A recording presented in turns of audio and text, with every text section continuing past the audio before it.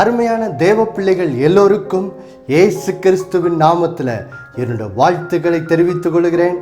தேவ பிள்ளைகளே, என்னோட பேர் ஹெகின் ஜான். இந்த நாளிலே உங்களுக்கு இந்த தொலைக்காட்சி நிகழ்ச்சியின் மூலமாக கர்த்தருடைய நற்செய்தியை கொண்டு வருவதிலே நான் மிகுந்த மகிழ்ச்சி அடைகிறேன். விசேஷமாக இந்த நாளிலே நாம் என்ன தியானிக்க போகிறோம் என்னவென்றால், சமீப நாட்களாக நாம் செய்தித்தாளிலே மிக அதிகமாக கேட்கிற ஒரு செய்தி என்னவென்றால், பொருளாதாரம் மிகவும் மலிவடைந்து அநேக வேலை இழப்புகள், இன்னும் பொருளாதாரத்தில் மிகுந்த பலவீனமான நிலையை நாம் செய்தித்தாள்களிலே வாசிக்கிறோம். பாருங்கள், இப்படிப்பட்ட செய்திகளை நாம் வாசிக்கும்போது நம்முடைய இருதயங்களிலே பயங்கள் வருகிறது, எதிர்காலத்தை குறித்த கவலை வருகிறது. எனக்கு நல்ல வேலை உண்டாகுமா, இருக்கிற வேலை நிலைக்குமா என்று சொல்லி பலவிதமான கலக்கம் அநேகருடைய இருதயத்தை நிரப்புவதற்கு வாய்ப்பு இருக்குது. பாருங்க தேவ பிள்ளைகளே, இந்த சூழ்நிலை மத்தியில தான் கர்த்தர் நம்மோடு கூட இதை குறித்து ஒரு வார்த்தையை அவர் பேச விரும்புகிறார். பாருங்கள், இதை தான் நாம் என்ன செய்ய போகிறோம், தியானிக்க போகிறோம். ஆதியாகமம் 15ஆம் அதிகாரம் 1வது வசனத்திலே கர்த்தர் இப்படிப்பட்ட பொருளாதாரம் பலவீனம் அடைந்து வேலை இழப்புகள் போன்ற இப்படிப்பட்ட காரியங்கள் இந்த உலகத்தில் இருக்கும்போது கர்த்தர் நமக்கு பேசுகிற ஒரு வாக்குத்தத்த வார்த்தை என்னது, அதுதான் இந்த வசனம். பாருங்கள், ஆதியாகமம் 15ஆம் அதிகாரம் 1வது வசனத்திலே கர்த்தர் இப்படி சொல்லுகிறார். பாருங்க, கர்த்தருடைய வார்த்தை ஆபிரகாமுக்கு தரிசனத்தில் உண்டாகி, அவர், ஆபிரகாமே, நீ பயப்படாதே, நான் உனக்கு கேடகமும் மகா பெரிய பலனுமாய் இருக்கிறேன் என்றார். ஆம் பிரியமானவர்களே, இங்கே கர்த்தர் ஆபிரகாமோட ஒரு வார்த்தையை பேசுகிறார். அந்த வார்த்தையை தான் நமக்கும் பேசுகிறார். அவர் சொல்லுகிறார், நீ பயப்படாதே. ஆம் பிரியமானவர்களே, நீங்கள் இப்படிப்பட்ட பொருளாதார வேதனையான சூழ்நிலைகள் நிறைந்த இந்த உலக வாழ்க்கையிலே நாம் துக்ககரமான செய்திகளை கேட்கும்போது உள்ளத்திலே முதலாவது பயம், கலக்கம் வருகிறது. பார்த்தீங்களா? அதுக்கு தான் கர்த்தர் முதல் வார்த்தையை நம்மோடு சொல்லுகிறார், நீ பயப்படாதே. நீ கேட்கிற வேதனையான செய்திகளை கேட்டு நீ பயப்படுவதை நிறுத்து, பயப்படாதே என்று கர்த்தர் உங்களை பார்த்து இந்த நாளிலே சொல்லுகிறார். தேவ பிள்ளைகளே, இதுதான் நற்செய்தி. ஏன் பயப்படாதே? அவர் சொல்லுகிறார், நான் உனக்கு கேடகமாக இருக்கிறேன்னு சொல்லுகிறாரு. அதாவது இப்படிப்பட்ட மோசமான பொருளாதார சூழ்நிலையில் சில நேரங்களில் அநேகர் கடன் பிரச்சனைக்குள்ளே சிக்கி கொள்ளுகிறார்கள், வேலை இழப்பிலே சிக்கி கொள்ளுகிறார்கள், அல்லது நல்ல சம்பளம் இல்லாமல் மிகவும் வேதனைப்படுகிறார்கள். இப்படிப்பட்ட மோசமான எதிர்மறையான சூழ்நிலைகளிலிருந்து உங்களை பாதுகாக்கிற கேடகமாய், அதாவது நீங்கள் உங்களுடைய பண விஷயத்திலே நஷ்டம் அடையாதபடிக்கு உங்களை பாதுகாக்கும் கேடகமாய் இருப்பேன் என்று கர்த்தர் உங்களை பார்த்து என்ன செய்கிறார், சொல்லுகிறார். பாருங்கள் தேவ பிள்ளைகளே, அப்போ கர்த்தர் சொல்லுகிறார், நீ பயப்படாதே, நான் உனக்கு கேடகமும். அடுத்தது இதான் ரொம்ப ரொம்ப முக்கியமான வார்த்தை தேவ பிள்ளைகளே. அவர் சொல்லுகிறார், நான் உனக்கு மகா பெரிய பலனுமாயிருப்பேன் என்று கர்த்தர் சொல்லுகிறார். ஆம், நீங்க நினைக்கலாம், யார் எனக்கு வேலை கொடுப்பா, யார் எனக்கு சம்பளம் தருவா, எப்படி இந்த கடன் பிரச்சனையிலிருந்து எனக்கு விடுதலை வரும் என்று சொல்லி நீங்கள் கலங்கி கொண்டிருக்கலாம். கர்த்தர் சொல்லுகிறாரு, நானே உனக்கு மகா பெரிய பலனா இருப்பேன். அதாவது அவரே உங்களை மகா பெரிய விதத்திலே ஆசீர்வதிக்கிறவராய், கடன் பிரச்சனையிலிருந்து, தாழ்ச்சி குறைவிலிருந்து உங்களை விடுவிக்கிற மகா பெரியவராய் அவரே இருப்பார் என்று சொல்லுகிறார். இன்னொரு விதத்தில் ரொம்ப புரிகிற மாதிரி, ரொம்ப எளிமையான விதத்தில் இந்த மகா பெரிய பலனா இருப்பார் என்ற வார்த்தையை நம்ம சொல்ல போனால் இதான் அர்த்தம் பாருங்க. அவர் சொல்கிறாரு, நானே உனக்கு சம்பளம் கொடுக்குறவரா என்ன செய்வேன், இருப்பேன் என்று கர்த்தர் சொல்லுகிறார். தேவ பிள்ளைகளே, எவ்வளோ பெரிய வாக்குத்தத்த வார்த்தை பார்த்தீங்களா? ஆம் பிரியமானவர்களே, இந்த நாளிலே இந்த வார்த்தையை நீங்கள் பிடித்து கொள்ளுங்கள். இந்த நாளிலிருந்து உங்கள் வாழ்க்கையிலே, நீங்கள் தனிப்பட்ட வாழ்க்கையிலோ, உங்கள் தொழிலிலோ அல்லது ஒரு தேசத்திலோ பொருளாதாரத்திலே வேதனையான செய்திகளை கேட்கும்போது வாயை திறந்து சொல்ல ஆரம்பிங்க. என் கர்த்தர் எனக்கு வாக்கு பண்ணியிருக்கிறார், அதனால் நான் சொல்லுகிறேன், இயேசுவின் நாமத்தில் கர்த்தரே எனக்கு கேடகமும் எனக்கு மகா பெரிய பலனுமா இருக்கிறார், அதெல்லாம் நான் பயப்பட மாட்டேன் என்று சொல்ல ஆரம்பிங்க பாருங்க. அப்படி சொல்லும் போது பாருங்கள் தேவ பிள்ளைகளே, நம்முடைய உள்ளத்திலே பெரிய தைரியம் உண்டாகிறது, பெரிய பலன், பெரிய கர்த்தருடைய ஒரு சத்துவமும் பலனும் நம்ம என்ன செய்கிறது, நிரப்புகிறதா இருக்கிறது தேவ பிள்ளைகளே. அப்போ இதுதான் ஆண்டவர் நமக்கு பேசுகிற வாக்குத்தத்த வார்த்தை. நம்மை சூழ்ந்திருக்கிற பொருளாதார பலவீனமான, பொருளாதார வீழ்ச்சி நிறைந்த, ஒருவேளை வேலை இழப்புகள் போன்ற காரியங்கள் நம்மை சூழ்ந்திருக்கிற இப்படிப்பட்ட சூழ்நிலைகளிலே கர்த்தர் பேசுகிற வாக்குத்தத்த வார்த்தை இதுவே தேவ பிள்ளைகளே. அப்போ இந்த வார்த்தையை முதலாவது நாம் என்ன செய்ய வேண்டும், பற்றி கொள்ள வேண்டும். இப்போ இரண்டாவது காரியம், இப்போ இந்த வார்த்தையினுடைய நிறைவேறுதலை நாம் எப்படி பெற்றுக்கொள்வது, இதுதான் ரொம்ப ரொம்ப முக்கியம். ஏன்னா வாக்குத்தத்த வார்த்தையை பெற்றுக்கொள்வது மாத்திரமல்ல, அந்த வார்த்தையினுடைய நிறைவேறுதலை நாம் நம்முடைய வாழ்க்கையில் என்ன செய்ய வேண்டும், அனுபவிப்பது ரொம்ப ரொம்ப முக்கியம். ஏன்னா கர்த்தர் அதுக்குத்தான் வசனத்தை நம்மிடத்தில் என்ன செய்கிறார், பேசுகிறார், வாக்குத்தத்தத்தை பேசுகிறார். ஏசாயா 55ஆம் அதிகாரம் 11வது வசனத்திலே அவர் சொல்லுகிறார் அல்லவா, நான் அனுப்புகிற வார்த்தைகள் ஒரு நாளும் வெறுமையா என்னிடத்தில் என்ன செய்யாது, திரும்பாது. ஆனால் நான் அதை எதற்காக அனுப்புகிறேனோ அது அனுப்பப்பட்ட காரியமாக என்ன செய்யும், வாய்க்கும் என்று சொல்லுகிறார். அப்போது கர்த்தர் இந்த வார்த்தையை நமக்கு அனுப்பியிருக்கிறார் என்றால் அதற்கு காரணம் என்ன? இப்படிப்பட்ட துக்ககரமான செய்திகளை கேட்கும்போது அவைகளிலிருந்து நம்மை பாதுகாக்கிறது மாத்திரல்ல, இப்படிப்பட்ட பொருளாதார பலவீனமான சூழ்நிலை நம்மை சூழ்ந்திருக்கும் போது அதன் மத்தியிலே நம்மை ஆசீர்வதித்து இந்த உலகத்திற்கு சாட்சியாய் நம்மை மாற்றுவதற்கும், நாம் வேதனைப்படுகிற மக்களுக்கு ஒரு உதவியாய் இருக்கும்படி நற்கிரிகளை செய்கிறவர்களாய் நம்மை மாற்றுவதற்குமே கர்த்தர் இந்த வாக்குத்தத்தத்தை என்ன செய்கிறார், நமக்கு கொடுத்திருக்கிறார். அப்போ இந்த வாக்குத்தத்தத்தினுடைய நிறைவேறுதலை நாம் அனுபவிப்பதற்கு பாருங்கள், ஆபிரகாமுடைய வாழ்க்கையிலே இந்த வார்த்தை ஆதியாகமம் 15ஆம் அதிகாரம் 1வது வசனத்திலே ஆண்டவர் ஆபிரகாமோடு பேசுகிறார் பாருங்கள். ஆனால் இந்த வார்த்தை ஏன் ஆண்டவர் ஆபிரகாமோட பேசுகிறார்? 14ஆம் அதிகாரத்திலே ஆபிரகாமுடைய வாழ்க்கையில பாருங்கள், 18ஆம் வசனத்திலிருந்து அந்த அதிகாரத்தினுடைய கடைசி வரைக்கும், ஆதியாகமம் 14ஆம் அதிகாரம் 18வது வசனத்திலிருந்து கடைசி வரைக்கும் ஆபிரகாமுடைய வாழ்க்கையிலே ஒரு காரியம் நடக்கிறது பாருங்கள். அதன் அடிப்படையில் தான் கர்த்தர் இந்த வாக்குத்தத்தத்தை என்ன செய்கிறார், பேசுகிறார். அப்போ இந்த வார்த்தையினுடைய நிறைவேறுதலை நாம் பெற்றுக்கொள்வதற்கு ஆபிரகாம் வாழ்க்கையில் நடந்த ஒரு காரியம், அது நம்முடைய வாழ்க்கையிலும் என்ன செய்ய வேண்டும், நடக்க வேண்டும். 3 காரியங்கள் ஆபிரகாமுடைய வாழ்க்கையில் நடக்குது பாருங்க. இந்த 3 காரியமும் நம்முடைய வாழ்க்கையிலே நாம் பயிற்சி செய்யும் போது இந்த வாக்குத்தத்தத்தினுடைய நிறைவேறுதலை என்ன செய்யலாம், பெற்றுக்கொள்ளலாம். அதில் முதல் காரியத்தை மட்டும் இந்த நாளிலே ஆதியாகமம் 14ஆம் அதிகாரம் 19வது வசனத்திலிருந்து ஆபிரகாம் எதை கற்றுக்கொண்டான், தேவனை குறித்து எதை கற்றுக்கொண்டான், அந்த கற்றுக்கொண்ட அந்த சத்தியம்தான் ஆபிரகாம் தன்னுடைய வாழ்க்கையில் இந்த ஆதியாகமம் 15:1 அனுபவிக்க என்ன செய்தது, உதவியாக இருந்தது. அதை இன்றைக்கு நாமும் இந்த செய்தியிலே அந்த முதல் காரியத்தை மட்டும் கற்றுக்கொள்ள போகிறோம்.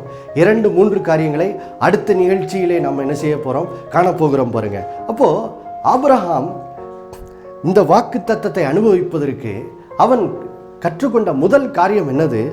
ஆதியாகமம் 14ஆம் அதிகாரம் 19வது வசனத்திலே தேவனுடைய ஆசாரியனாகிய மெல்கிசேதேக்கு ஆபிரகாமோடு தேவனை குறித்து ஒரு வார்த்தையை பேசுகிறான் பாருங்கள்.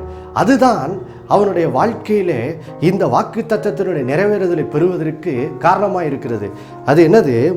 ஆதியாகமம் 14ஆம் அதிகாரம் 19வது வசனத்திலே வேதம் சொல்கிறது, மெல்கிசேதேக் என்ற தேவனுடைய ஆசாரியன் ஆபிரகாமை ஆசீர்வைத்து அவனை பார்த்து இப்படி சொல்லுகிறான் பாருங்க. என்ன சொல்லுகிறான்?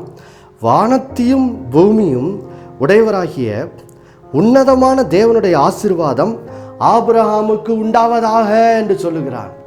ஆம் பிரியமானவர்களே, இங்கே மெல்கிசேதேக்கு என்னும் தேவனுடைய ஆசாரியன் ஆபிரகாமின் தேவன் எப்படிப்பட்டவர் என்ற ஒரு வெளிச்சத்தை ஆபிரகாமுக்கு என்ன செய்கிறான்? ஊழியம் செய்கிறான்.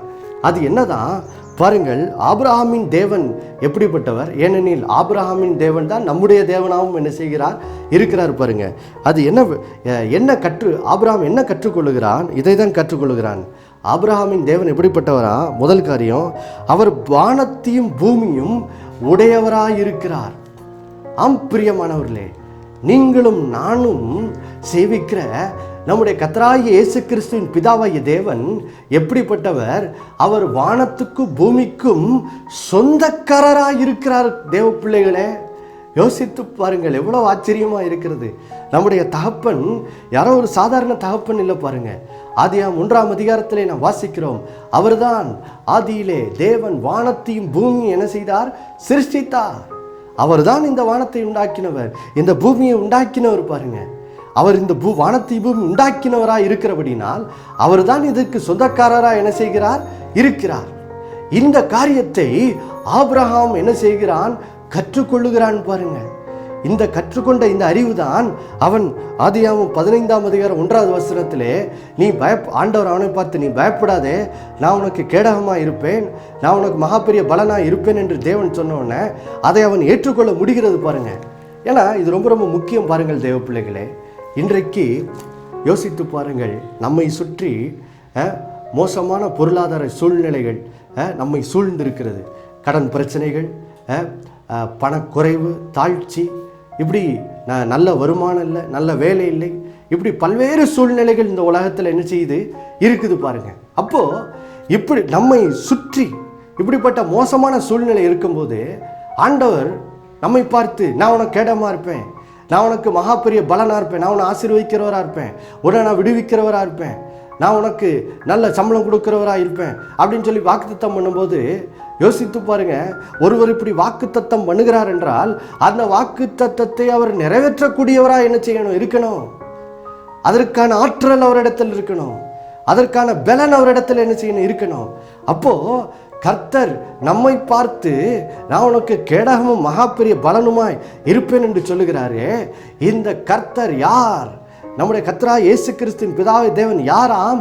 இவர்தான் வானத்தையும் பூமியும் உடையவர், அதற்கு சொந்தக்காரராக என்ன செய்கிறார்? இருக்கிறார்.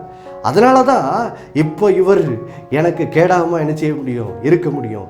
இவர் எனக்கு மகாபெரிய பலனாய் என்னை ஆசீர்வதிக்கிறவரை என்ன செய்ய முடியும்? இருக்க முடியும். ஏன்? அதற்கான ஆற்றல் என் தேவனிடத்தில் இருக்கிறது. ஏனெனில் அவர் வானத்தையும் பூமியும் உடையவராகிய தேவனாய் என்ன செய்கிறார்? இருக்கிறார். பாருங்கள் தேவ பிள்ளைகளே, இந்த நாளில் இந்த சத்திய உங்கள் இருதயத்துக்குள்ள என்ன செய்யட்டும்? செல்லட்டும் பாருங்க. ஏன்னா இன்னைக்கு அநேகர் பாருங்க, தங்களுடைய சூழ்நிலைகளையே பார்க்கிறவர்களா இருக்கிறார் பாருங்க. யோசித்து பாருங்க, ஆபிரகாமோட வாழ்க்கையில கூட அந்த பலவீனம் இருந்துச்சு. ஆதியாகமம் 15ஆம் அதிகாரம் 2-3 வசனத்துல ஆபிரகாம் தேவனிடத்தில் வருத்தத்தோடு சொல்லுகிறான், ஆண்டவரே, எனக்கு இன்னும் பிள்ளை சந்தானம் இல்லையே, எனக்கு இன்னும் நீர் பிள்ளை அருளவில்லையே என்று சொல்லி வேதனையோடு பேசுகிறான் பாருங்க. இன்றைக்கு அநேகர் இப்படிதான் ஆண்டவர் இப்படிப்பட்ட வாக்குத்தத்தத்தை பேசும்போது அவர்கள் திரும்ப தேவனிடத்தில் என்ன சொல்லுகிறார்கள்? ஆண்டவரே, என்னோட சூழ்நிலை உங்களுக்கு எங்கப்பா தெரியும்? ஏன் நான் அந்த கடை வச்சிருக்கேன், கடையில் தொழிலே நடக்க மாட்டேங்குது, இவ்வளோ கடனாக இருக்குது, நான் என்ன செய்ய போகிறேன்? ஆண்டவரே, உமக்கு என் சூழ்நிலை தெரியலையா? நான் எவ்வளோ கஷ்டப்படுகிறேன் தெரியலையா என்று சொல்லி தங்களுடைய கஷ்டங்களையே பற்றி என்ன செய்வார்கள்? கர்த்தரிடத்தில் போய் பேசி கொண்டிருப்பார்கள் பாருங்க. யோசித்து பாருங்க, திடீர்னு ஒரு பெரிய மனுஷன், அவர் ஒரு பெரிய பணக்காரர்னு வச்சுக்கோம், அவர் ஒரு நல்ல வசதி நிறைந்தவர், அவர் உங்களுடைய சொந்தக்காரராக இருக்கிறாருன்னு சும்மா எடுத்துக்காட்டுக்கு வச்சுக்குவோம். அவர் உங்கள் வீட்டுக்கு வர்றாரு. இப்போது நீங்கள் ஒருவேளை ஒரு கடன் பிரச்சனையில் இருக்கிறீங்கன்னு வச்சுக்குவோம். இப்போது அவர் உங்களுக்கு உங்களுடைய பிரச்சனையிலே உதவி செய்யக்கூடிய ஆற்றல் அவர்கிட்ட இருக்குது. அவர் இப்போ உங்களுக்கு ஒரு குறிப்பிட்ட தொகை கடன் இருக்குன்னு வைத்துக்கொள்வோம். அது ஒரே செக்கில் அவர் எழுதி இதா வைத்துக்கொள், உன் கடனை அடைத்துக்கொள் என்று சொல்லக்கூடிய ஆற்றல் இருக்கிறார் என்று சொல்லி வைத்துக்கொள்வோம். இப்போது நீங்கள் அவர் உங்களிடத்தில் விசாரிக்க வர்றார், உனக்கு எவ்வளோ கடன் இருக்குது அப்படின்னு சொல்லி விசாரிக்க வரும்போது நீங்கள் அவரிடத்துல போயிட்டு என்கிட்ட இவ்வளோ கடன் இருக்குது, இப்போ இதன் மத்தியில் எனக்கு உதவி செய்யுங்க அப்படின்னு சொல்லாமல் நீங்கள் அவர்கிட்ட போயிட்டு ஐயோ என் சூழ்நிலை எப்படி இருக்குது, ஐயோ என் சூழ்நிலை அப்படி இருக்குது, ஐயோ இப்படிலாம் நான் கஷ்டப்படுறேனே, ஐயோ நான் என்ன பண்ண போகிறேன், ஐயோ நான் என்ன பண்ண போகிறேன், இப்படியே நீங்கள் புலம்பிக்கிட்டு இருந்தீங்கன்னா யோசித்து பாருங்கள், உங்களுக்கு உதவி செய்ய வந்த அந்த நபர் என்ன நினைப்பார்? இப்படி தான் நினைப்பார், என்னப்பா அது, இவருக்கு உதவி செய்யலான்னு நான் வந்தேன், இவருக்கு உதவி செய்யக்கூடிய ஆற்றல் எனக்கு இருக்குது, எல்லா வசதியும் என்கிட்ட இருக்குது, இவருக்கு உதவி செய்யலான்னு பார்த்தா இவ்வளோ உட்காந்து புலம்பிக்கிட்டே இருக்கானே, இவனுக்கு போய் நான் எப்படி உதவி செய்ய முடியும்? அப்படி தான் அவங்க என்ன செய்வாங்கன்னு நினைப்பாங்க. யோசித்து பாருங்கள் தேவ பிள்ளைகளே, கர்த்தர் இப்பொழுது நம்மிடத்தில் வந்திருக்கிறார். ஏன்? அவர் நம்முடைய சூழ்நிலை மத்தியிலே அவர் உதவி செய்யக்கூடிய ஆற்றல் உடையவர். ஏன்? அவர் வானத்துக்கு பூமிக்கும் சொந்தக்காரர். நம்மை சிருஷ்டித்த தேவன் அவர் தான். அப்போது அவர் நமக்கு உதவி செய்ய முடியும். அதனால தான் அவர் வாக்குத்தத்தம் கொடுத்துருக்காரு, நான் உனக்கு கேடாகமும் மகாபெரிய பலனுமா இருப்பேன்னு சொல்லி ஆதியாகமம் 15:1 சொல்லிட்டாரு. இப்போ அவர் எனக்கு உதவி செய்ய வரும்போது நான் அவருடைய உதவியை பெற்றுக்கொள்வதற்கு என்னுடைய ஜெப விண்ணப்பத்தை வேண்டுகோளை அவரிடத்தில் சொல்லாமல் நான் ஆண்டவரிடத்தில் போயிட்டு ஆண்டவரே இப்படி நான் இருக்கேனே, ஆண்டவரே என் சூழ்நிலை எப்படி இருக்குதேப்பா, ஐயோ என் கடன்காரர் இப்படின்னு இருக்கிறாங்களே, ஐயோ எனக்கு தொழில் எதுவும் இல்லையே, ஐயோ எனக்கு வேலை சரியாக கிடைக்க மாட்டேங்க, இப்படியே உட்காந்து புலம்பிக்கிட்டு இருந்தீங்கன்னா பாருங்கள் நீங்கள் எப்படி தேவனுடைய உதவியை பெற்றுக்கொள்ள முடியும்? அதனால தான் ஆண்டவர் சொல்கிறார் பாருங்க, புலம்புவதை என்ன செய்யுங்க, விட்டு விடுங்கள். புலம்புவதை விட்டு விட்டு பாருங்கள், கர்த்தரை நோக்கி பாருங்கள். அதுதான் எபிரேயர் 12:1 வேதம் சொல்லுகிறது. என்ன சொல்லுகிறாரு? விசுவாசத்தை துவக்கிறவரும் முடிக்கிறவருமாகிய இயேசுவையே நோக்கி பாருங்கள் என்று வேதம் சொல்லுகிறது. பிரியமானவர்களே, இந்த நாளிலே உங்களுடைய கஷ்டங்களை மறந்து போங்க. உங்களை சுற்றி இருக்கிற சூழ்நிலைகளை, அந்த பிற்போக்கான சூழ்நிலைகளை மறந்து போங்க. ஒருவேளை உலகத்தில் பொருளாதார கஷ்டங்கள் இருக்கலாம், வேதனைகள் இருக்கலாம், வேலை இழப்புகள் இருக்கலாம். அதே பார்த்து என்ன செய்யாதீங்க, சோர்ந்து போகாதீங்க. அதற்கு பதிலாக வேதத்தை திறந்து கர்த்தர் யார் என்பதை நோக்கி பாருங்கள். உங்கள் தேவன் யார் என்பதை நோக்கி பாருங்கள். அவர் யார்?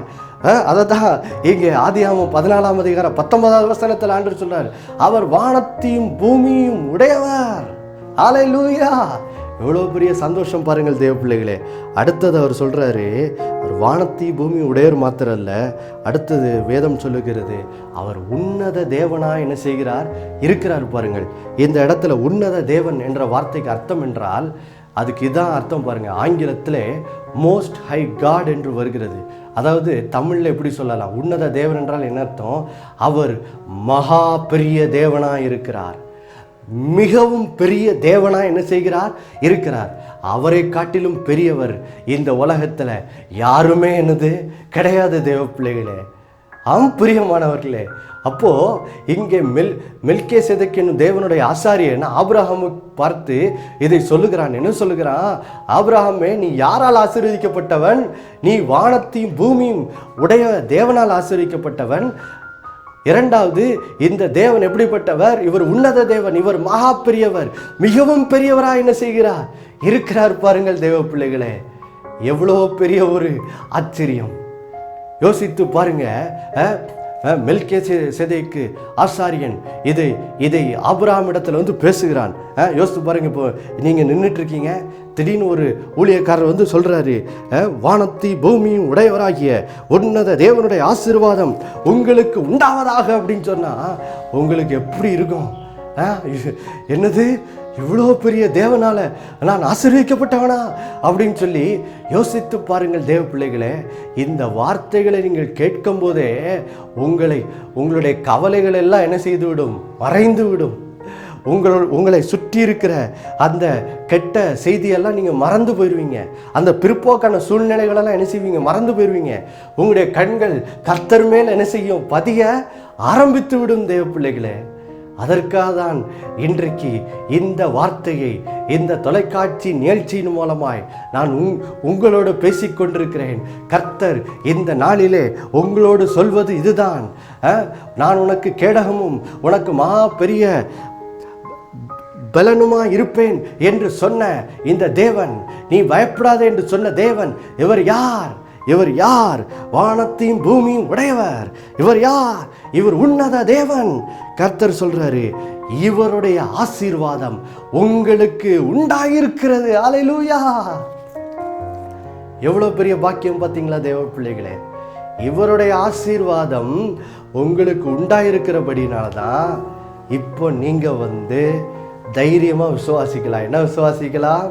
சங்கீதம் 34:10 சொல்லுகிறது போல, சிங்கக்குட்டிகள் தாழ்ச்சியடைந்த பட்னியாக இருக்கிறோம், ஆனால் கர்த்தரை தேடுகிற எனக்கோ ஒரு நன்மை என்ன செய்யாது, குறைவு படாது. நீங்கள் கடன் பிரச்சனையில் மூழ்க மாட்டீங்க, நீங்கள் வேலை இல்லாமல் கஷ்டப்பட மாட்டீங்க.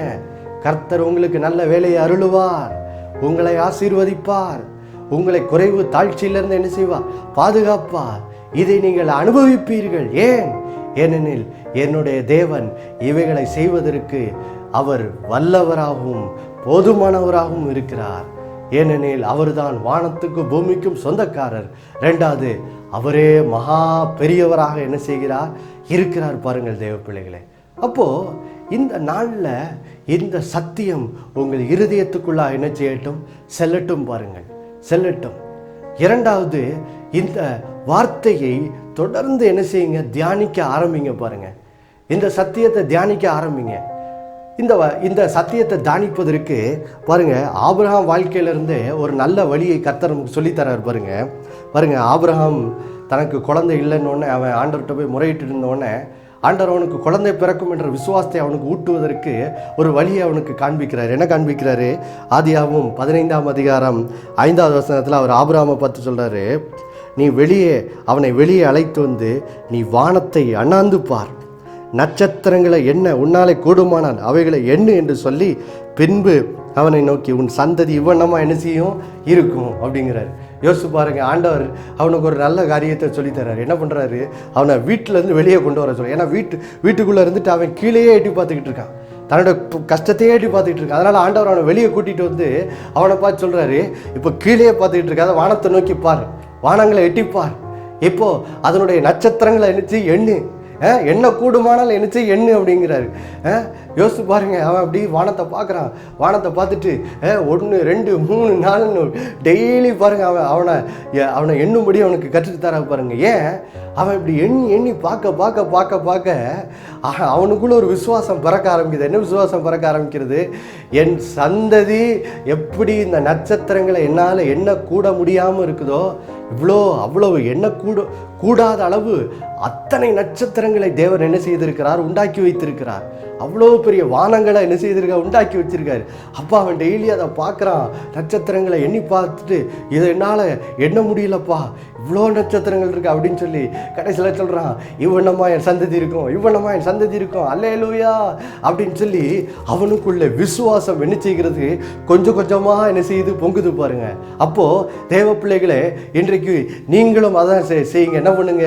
வீட்டுக்குள்ளேயே உட்காந்துட்டு சுற்றி பார்த்துட்டு செய்தித்தாளை படிச்சுக்கிட்டு, அல்லது டிவியில் செய்தியே அந்த நம்பிக்கை இல்லாத செய்தியே திரும்ப கேட்டுக்கிட்டு இருக்கிறது போல, அல்லது பக்கத்து வீட்டில் உட்காந்து அவங்களோட பேசுவது போல என்ன செய்யுங்க? கொஞ்சம் வெளியே வாங்க, கொஞ்சம் வானங்களை என்ன செய்யுங்க? எட்டி பாருங்க. எட்டி பார்த்து அப்படியே மெய் செலுத்து பாருங்கள். இவ்வளோ பெரிய வானங்களா? ஆமாம், இதையெல்லாம் உடையவர் என் தகப்பனாகி தேவன் தான். இதுக்கு சொந்தக்காரராக என்ன இருக்கிறாரு? ஒரு மகா பெரியவராக இருக்காரு. அதனால தான் அவர் இதெல்லாம் உண்டாக்கி வைத்திருக்கிறார். ஹல்லேலூயா அப்படின்னு சொல்லி அதுக்கப்புறம் நட்சத்திரங்களை எண்ணி பாருங்க. அடுத்தது ஆண்டவர் ஆபிரகாம் போய் சொல்றாரு, கடற்கரை மணலை போல அவன் சந்ததி இருக்கும். அவன் எண்ணி பார்த்துட்டு, இந்த மணலை எண்ண முடியலையே, என் சந்ததி இப்படி இருக்குமா அப்படின்னு சொல்லி டெய்லி இப்படி செய்ய பாருங்க, அவனுக்குள்ள பாருங்கள் விசுவாசம் பிறக்குது. அப்போ நீங்களும் இப்படி வானங்களை பார்த்து பாருங்கள், நீங்களும் சொல்லுங்கள், என் தகப்பன் இதை உண்டாக்கினவர், ஏன்னா அவர் மகா பெரியவராக இருக்கிறார். இப்படி டெய்லி என்ன செய்யுங்க, வானங்களை பார்த்து பார்த்து தேவனுடைய வார்த்தையை என்ன செய்யுங்க, தியானிங்க.